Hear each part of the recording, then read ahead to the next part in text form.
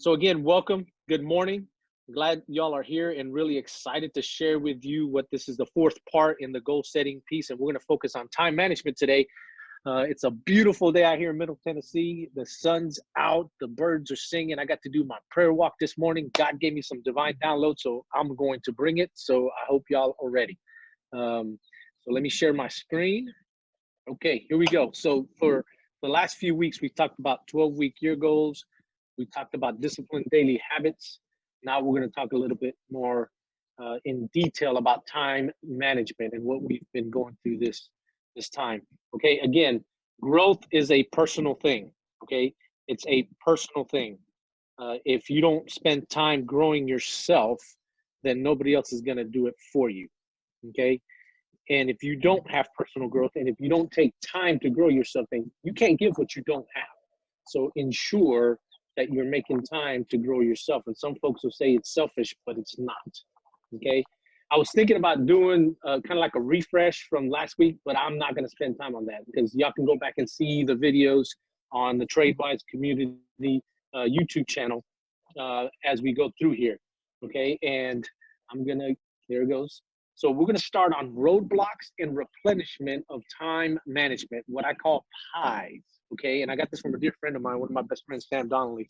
PIEs for physical, intellectual, emotional, and spiritual roadblocks and how you can replenish yourself when it comes to time management. So let's look at the physical first, right? Care of your body. If you don't take care of your body, it's going to shut down on you. It's going to tell you sooner or later, okay? For you young bucks, hey, look, don't just think just because you're 20-some years old and you can, leap a building with a single bound that you're going to be able to do that forever, okay? Because then the body starts telling you when you get to about 40 and then 50 and then go on after that, okay? If your body could literally speak to you, what would it say about how you care for it? What would your body tell you if it could literally speak to you, okay? Are you using the performance triad? And for the folks that are here that have been in the Army or in the Army right now, they know what the performance triad is because it's something that we have to do as warriors in the Army and the military to stay at our top shape and do the things that we were able to do in combat or back home. And that's how you eat, how you exercise, and how you sleep. That's the triad, okay? How much exercise are you giving your body each day? What are you eating? Okay, what are you eating? Are you feeding your body what it needs? Do you get the water and replenish water, or you feed your body a bunch of sugars and fats that it doesn't need? And how much sleep are you getting? Are you getting about 6 to 8 hours of sleep a night? Because if you're not, your body can't perform at the way it needs to. And then when you need to kick it up a notch and go, go on a surge, you might not have enough in the tank to get you there. Or you might just empty your tank, and when you're done with that surge, you're like done, and you can't do anything else. Okay. In the Army, we had to make sure, it's called the approach march. We had to make sure that we can go 20 miles by foot, get to the objective, be able to assault the objective, take out the enemy, and then get ready to go again. We couldn't do that if we were unreplenished. Okay. But for the civilian world, in the business world, are you in the limelight too much? Are you setting boundaries and focusing on the best things, or are you letting everything come into your world and your physical body is not going to take it? Okay, so that's the first piece of pie. The second is the intellectual, how you care for your mind. The roadblock is when you don't mentally prepare for each day and each week, and you don't prepare your mind. A way that you can replenish yourself is by journaling and meditating. Amazing ways to do this. It doesn't have to be long. If you don't like journaling, just do some bullet statements. I do three points each morning. What am I thankful for? Who am I going to serve and add value to today? And what have I learned? That's my journal meditation. It's simple because it has to be quick. It has to be fast so I can grab it. My wife, she's awesome. She's a journaling beast. She can get after it. She does this amazing thing with her journals, but that's what she does. That's what she needs. Another roadblock is just doing without thinking. You don't take time to plan out your week. You don't take time to plan out your day. So you're not productive when you do that. Okay, so that's not good if you don't do that. And then the other thing about caring for your mind is Fearing failure is a roadblock. Okay, in this business, you're gonna fail. You're gonna get no's. Okay, but they're inedible and they're useful. How are you gonna deal with it? How are you gonna deal with failure? Okay, it's gonna come, because if you're not failing, that means you're not trying hard enough. I had to deal with this hard when I was younger, and I read an amazing book by John Maxwell called Failing Forward. And when I read that book and I took its applications to heart, I started not fearing failure, and I started using it as a tool to sharpen me even more. When I failed, I said, yep, I suck. I failed at that. I owned it. And then what have I learned from that? And then how do I need to change? Okay, so that's the intellectual part. Then the emotional, care of your heart. Okay, the roadblock is responding to everything and everyone. You think you have to care for everyone. You think you have to answer everybody. You think you have to answer every text, email, and all that right there when it comes. Okay, you don't have to do that. It is not your responsibility to care for everybody. Okay, you should have a priority of who you should be caring for. Okay, and this might sound a little selfish, but this is leadership. You have to care for self first. Okay, if you don't care for yourself first, you can't care for others. It's just like when you're in the aircraft. They tell you that when the masks come down, put the mask on yourself first before you help others. Why? Because if you don't, you're gonna be passed out and you can't help anybody. So if you don't emotionally care for yourself first, you're not going to be able to care for anybody else. Where are you emotionally? Can you identify the emotions that trigger you? I know I got anger issues sometimes. It's taken me a long time to figure that out. But I have triggers that set me off. And I've got to seek some counseling to be able to do that. I'm not ashamed of that. I used to be, but I'm getting better because now I own it. Oh, by the way, I have an amazing wife that's helped me see that. Okay. Acknowledge who you were created to be and live out your calling.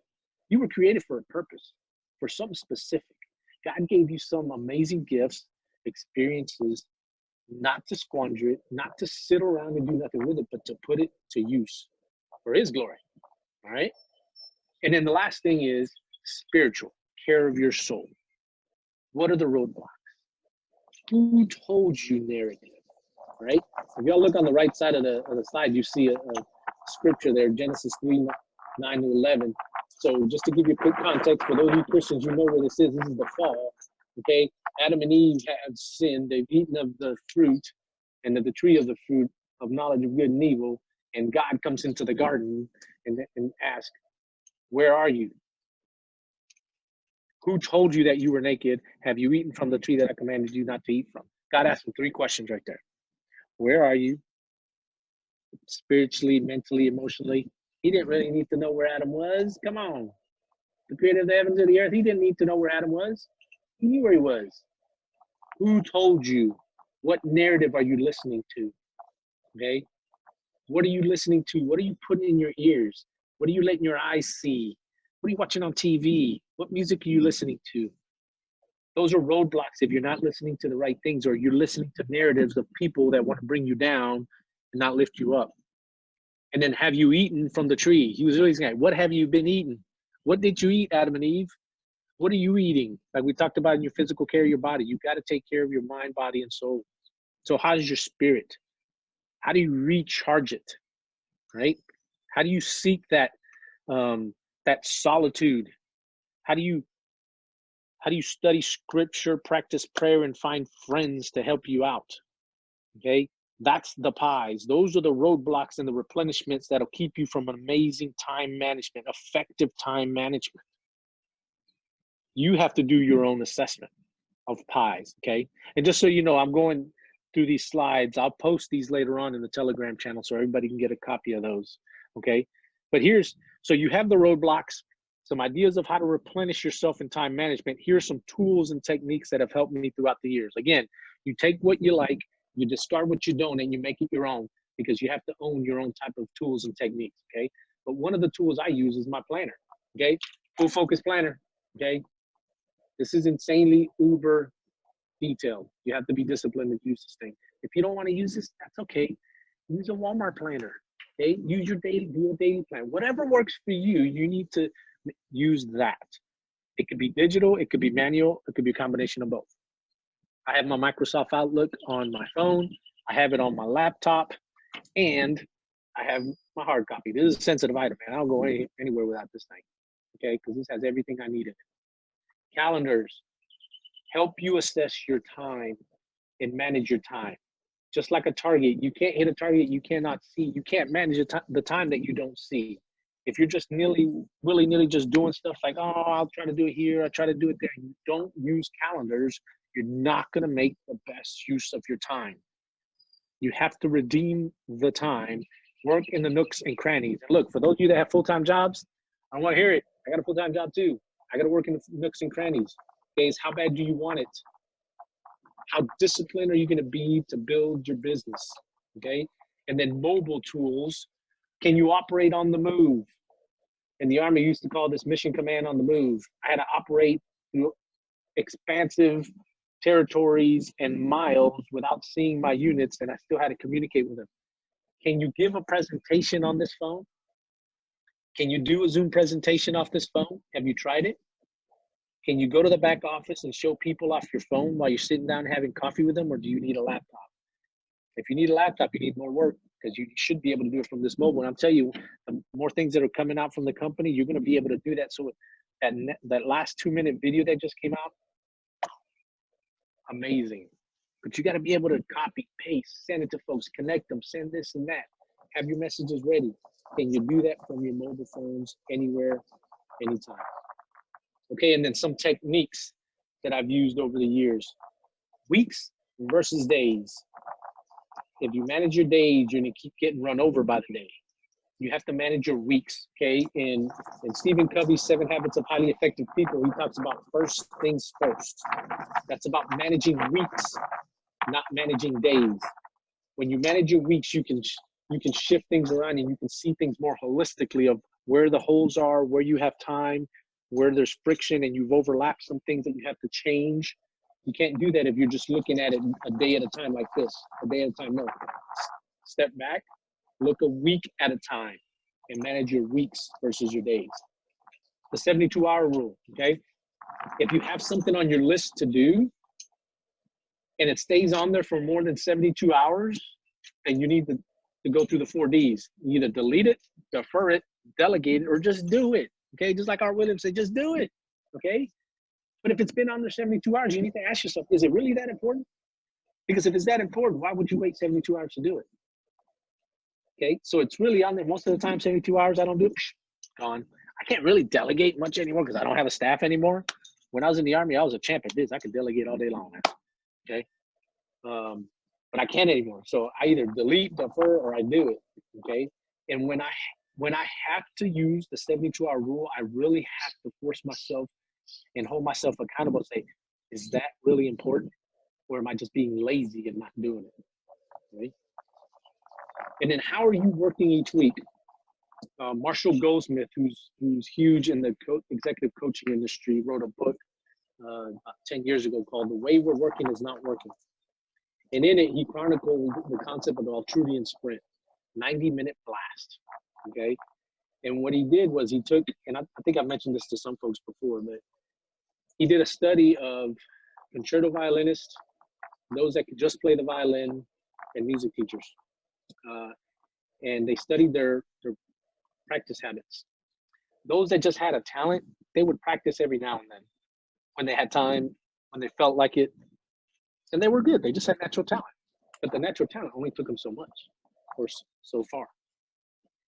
The music teachers, they had a little more love to it because they really wanted to teach others. So they might practice an hour here, a day there. They might leave it alone for a little bit, come back to it, and do whatever. The concerto violinist practiced 90 minutes hard at a time. No distractions, fully focused, uber focused. They did 90 minutes, then they took a 15 to 20-minute break. And then they went back at it for 90 minutes. And they did that about 2 to 3 times a day. Every single day to get to that 10,000 hours to be an expert. And that's what it took to be a concerto violinist. So how are you utilizing your 90 minutes blast? I personally, I can't do 90 minutes. I can only do 60 minutes hard before I got to take a break. Hey, okay. Luis. Yes, sir. Are you able to maybe rotate your microphone a little bit? I don't know if you got wind up there today, but it's getting a lot of, like, it sounds like static that comes from wind I don't know if you can rotate the direction of it a little bit, possibly. Actually, I'm going to go inside. That's probably what it is. It's just the wind. So let me do that. Can you hear me better now? Yeah, that sounds like it's probably going to be a lot better. Thank you. Okay, thanks for telling me. Okay, so the Altruity and sprints are important, right? Because, okay, you still got me, Ryan? Yep, good to go. Okay. How are you doing the sprints? Actually, I learned from Jolene the magic of the power hour. Okay, from Ryan and Jolene.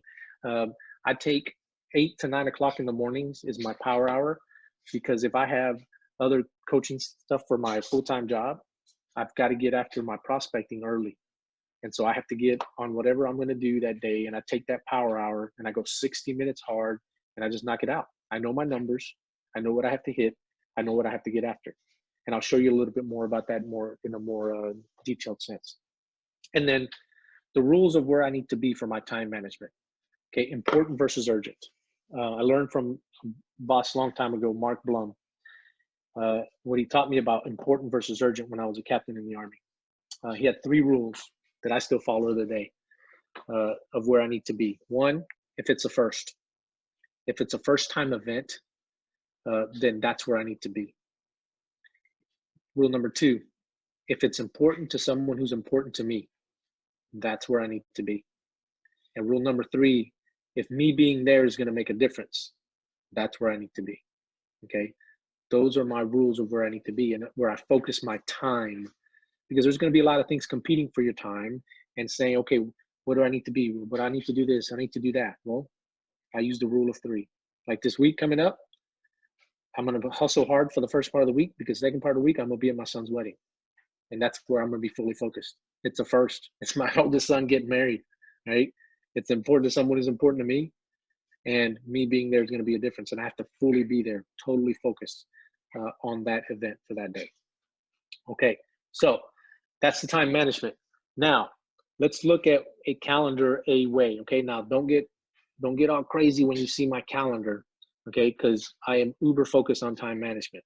Okay, I color code my calendars, but this is a way that I did a few months ago. Green is my personal time. Orange or red is my executive coaching time. And yellow is my building business time.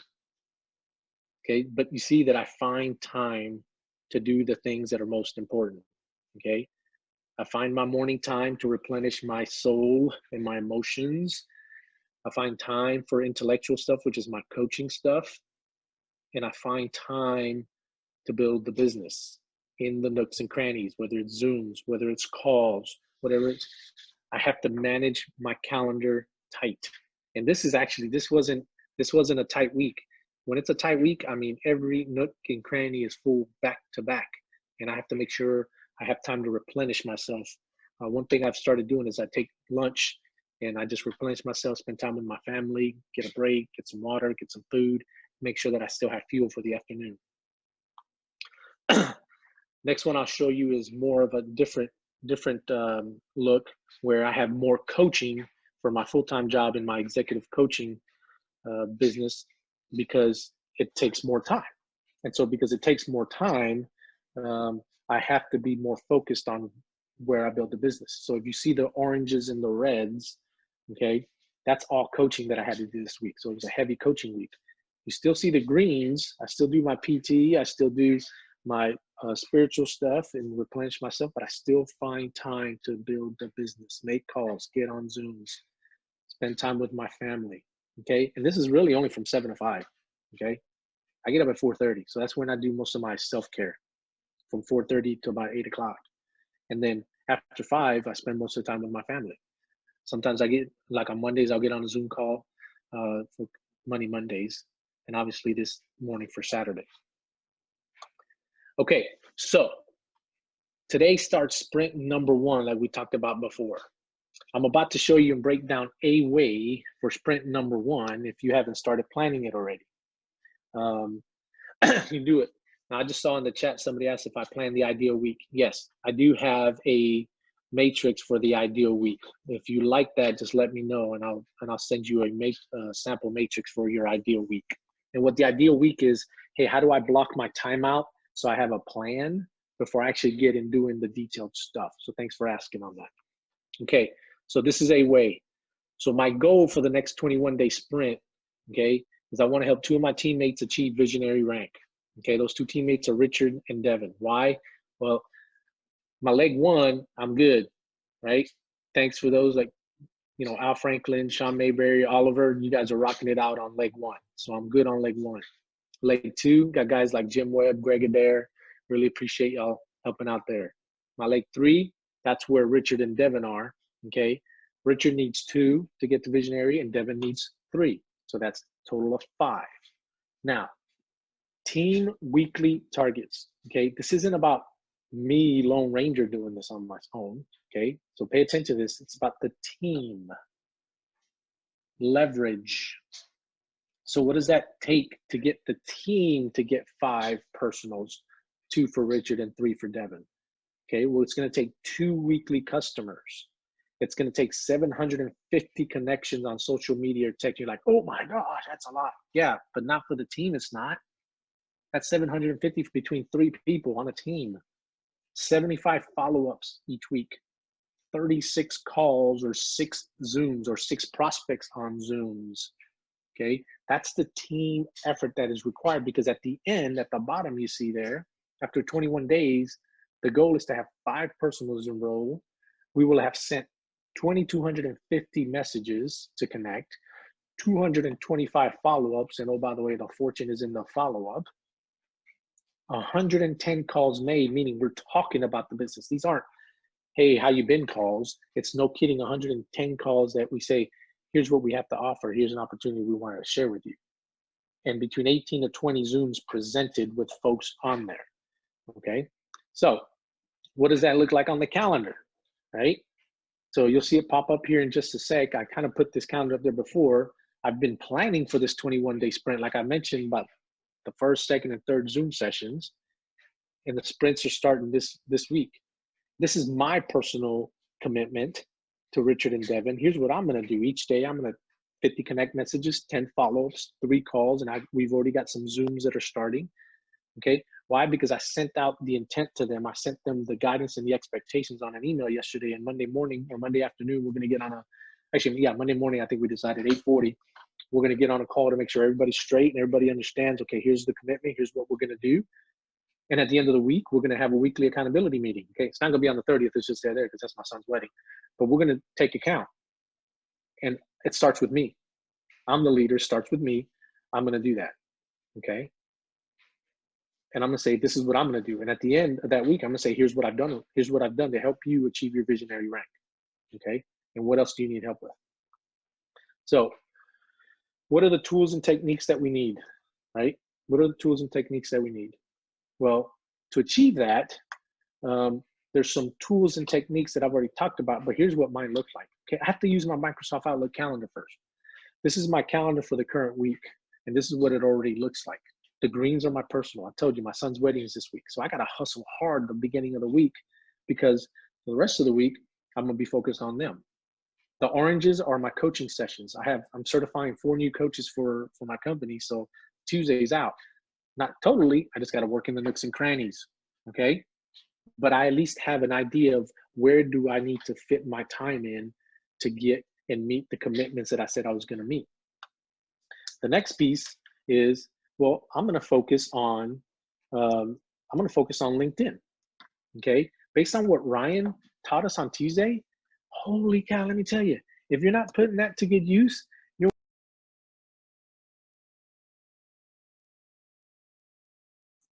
Hey, Luis, I think you tapped mute.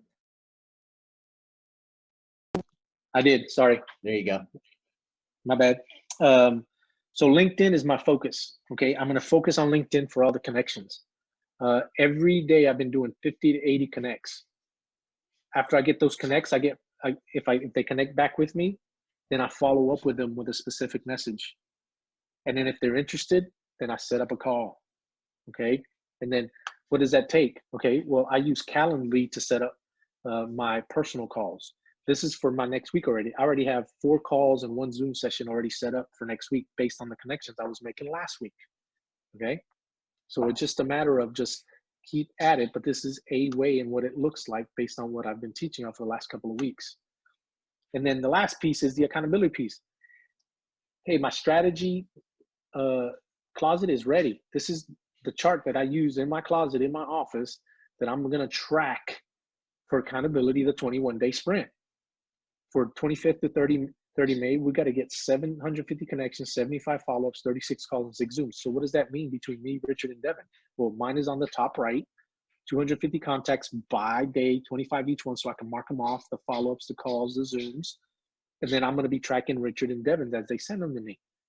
Because if I don't see the target, I can't hit it. This is how I see the target. This is how I hit it. And oh, by the way, at the end of the week, we can step back and see, okay, where did we win? Where do we have lessons to learn? How do we adjust? And how do we get after it again the next week? If you don't have the tracking systems, you're not going to be able to know where you're failing or where you're winning to repeat it and duplicate it, okay? And if you're not winning, you're going to keep duplicating that, and that's not what you want. If you're winning, you're not going to be able to see it to be able to duplicate. So that's what you need to get after. Track it. It's a way. It's not the only way. Okay. Then the last piece I'll share with y'all right now is something that really just came to me again this morning as I was on my prayer walk. Ask. Okay.